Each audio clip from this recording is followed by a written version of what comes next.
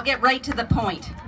We came to register our disapproval of the Iran deal here at the home of the American government, while our president looked first and foremost for approval from the United Nations.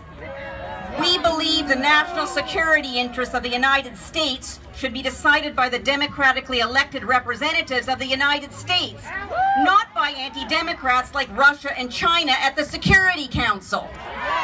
Apparently, we need to remind this president and his two secretaries of state and some members of Congress why Americans know better what liberty means and what freedom demands than the United Nations. So here's a quick recap of what's going on at the UN.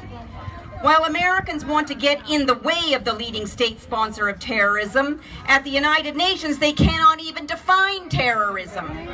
At the UN, Iran and every Islamic UN member claim killing Israelis and Americans who get in the way of their idea of liberation is not terrorism. Americans believe stopping a country that is openly dedicated to a second Holocaust and that denies the first one ever happened is a goal worth fighting.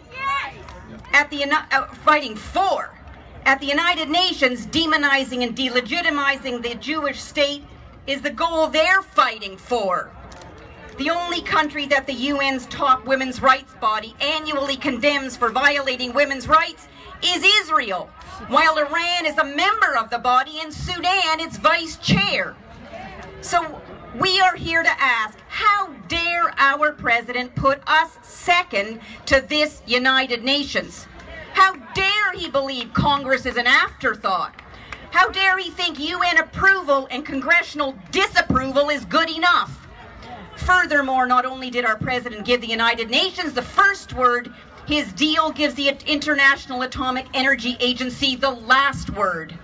To our president, it doesn't matter what Congress does. After all, he promised a veto from day one. To our president and his deal, what matters is the nuclear agency closing the door on Iran's, and I'm quoting it, Iran's past and present race for nuclear weapons come December, which the agency will do after letting Iran inspect itself and answering questions in writing, in accordance with the deal that Congress isn't allowed to see, with a report that Congress won't be able to verify.